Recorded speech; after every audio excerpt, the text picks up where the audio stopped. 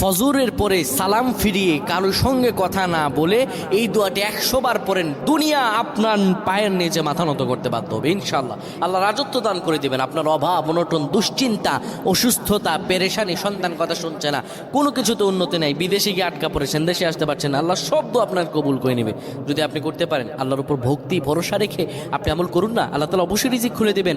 আল্লাহ তাআলা আল্লাহু খায়রুর রাযিকিন, আল্লাহ হচ্ছে উত্তম রিজিক দাতা।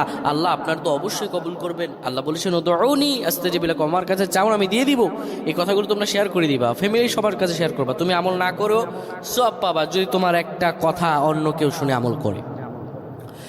আমার প্রিয় ভাইরা, ফজর নামাজের পরে নবীজি কখনোই আমলটা ছেড়ে দিতেন না।